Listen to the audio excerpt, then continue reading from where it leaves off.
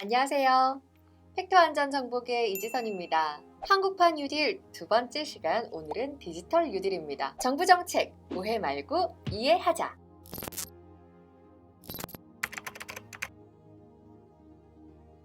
디지털 뉴딜이 무엇이냐? 뉴딜이요, 코로나19 이후 달라진 경제 패러다임에 적응하기 위해서 우리 경제 모습을 근본적으로 바꾸는 대규모 프로젝트니까 디지털 뉴딜은 그걸 디지털 산업으로 하겠다, 이런 말이겠죠? 한국정보화진흥원 원장 문용식입니다. 반갑습니다. 대한민국이 가진 가장 커다란 장점 중에 하나가 ICT 인프라의 세계 최고 강국이라는 점이에요. 이런 강점을 최대한 활용해서 디지털을 수단으로 해서 새로운 경제 회복, 새로운 혁신 성장의 기반을 만들어 보자. 일자리도 만들어내고 경제도 회복하고 그리고 미래의 성장의 새로운 동력도 창출하자 하는 게 디지털 뉴딜이라고 할 수 있겠습니다. 그러니까 우리나라가 장점을 가진 이 정보통신 분야에서 더 집중을 하자, 더 투자를 많이 하자, 그래서 더 잘하게 만들자, 그걸 기반으로 경제도 회복하고 성장도 하자, 뭐 이런 것 같은데요. 그러니까 잘하는 걸 더 잘하게 탁탁 밀어주자.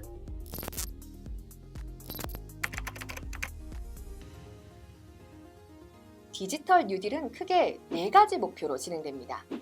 DNA 생태계 강화, 교육 인프라 디지털 전환, 비대면 산업 육성, SOC 디지털화입니다. 근데 이 중 첫 번째, DNA 생태계 강화가 뭐냐?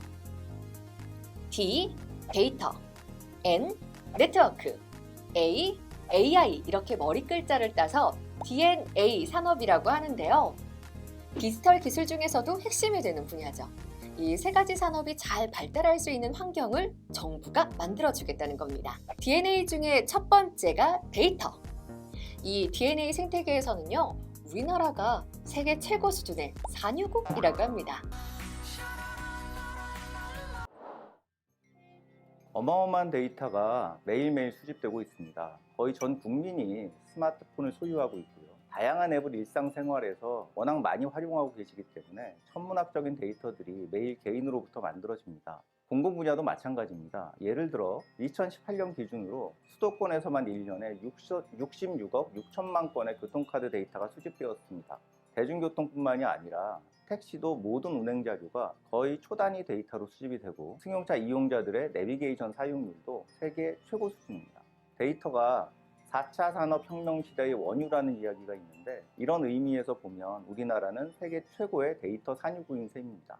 다만 원유는 베네수엘라나 중동, 미국이나 노르웨이 등 다양한 사례에서 여러분들이 볼 수 있는 바와 같이 활용하는 체계를 어떻게 만드느냐가 중요하지 단순한 매장량 자체가 중요한 것은 아닙니다. 그러니까 우리가 정보통신기술의 재료가 되는 데이터는 많이 가지고 있는데 그걸 어떻게 활용하는가에 따라 그 가치가 결정된다, 이런 이야기 같아요. 맞죠?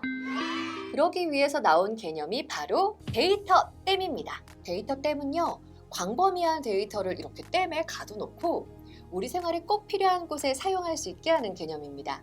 데이터를 이렇게 모았으니까 필요한 곳에 쓰이기 위해서 흘려보내야 하는 거잖아요. 댐이 수문을 열어서 물을 흘려보내는 통로, 즉 수로 역할을 하는 것이 데이터 댐에서는 네트워크입니다. 우리나라는요, 세계 최초로 5G 서비스를 상용화해서 아주 빠르게 데이터를 내보낼 수가 있습니다. 데이터가 많을수록 그걸 학습하는 인공지능은 더 똑똑해지겠죠? 더 똑똑해진 인공지능을 기반으로 자율주행차, 자율운행 선박, 스마트 공장에 이르기까지 1, 2, 3차 전 산업에 걸쳐서 혁신적인 서비스가 생겨날 수 있습니다. 이게 바로 DNA 생태계입니다. 정리해보면요, 재료가 되는 데이터도 많죠. 통로의 네트워크도 빠르죠. 그리고 이를 이용해서 AI를 활용한 혁신도 다른 나라보다 더 빠르게 유리하게 진행할 수가 있는 것입니다. 유리한 조건에 있는 디지털 산업의 대규모 투자로 차이를 살짝만 넓혀만 줘도 그 차이가 점점 벌어질 겁니다. 그걸 하겠다는 게 바로 디지털 뉴딜인 거죠.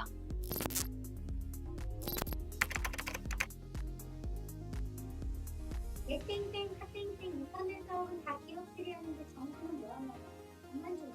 네, 정부는요, 사업을 하는 게 아니라 사업을 할 수 있는 환경을 잘 만들어주는 게 할 일입니다. 예를 들면요, 기업이 엄청난 속도로 달릴 수 있는 자동차를 딱 만들었어요. 근데 도로가 없어. 그럼 쓸모가 없어지잖아요. 그러니까 정부는 자동차를 만드는 게 아니라 이 도로를 만들어줘야 하는 거죠. 이걸 개별 기업이 투자하기엔 너무 비용이 많이 들고요. 또 특정 기업만 쓰고 이익을 내기에는 너무 아까운 이 도로와 같은 인프라를 디지털 생태계에서도 정부가 깔아주겠다는 겁니다. 5G, 데이터댐 이런 게 다 개별 기업이 할 게 아니라 정부가 해야 할 일이라는 거죠. 그리고 초기 사업이 잘 정착되도록 공적인 영역에서 디지털화, 비대면화를 먼저 시작합니다. 코로나19로 인해서 우리가 경험했던 온라인 수업 인프라도 다듬고요. 또 비대면 산업도 육성합니다. 정부의 기관 산업들도 디지털화해서 연관 산업들이 경쟁력을 가질 수 있도록 지원을 합니다. 이를 위해서 2025년까지 총 사업비 58조 2천억 원, 국비 44조 8천억 원을 지원하겠다는 게 정부의 계획입니다. 오늘은 디지털 뉴딜에 대해 공부해 봤는데요. 참 쉽죠잉? 정리해 보자면요.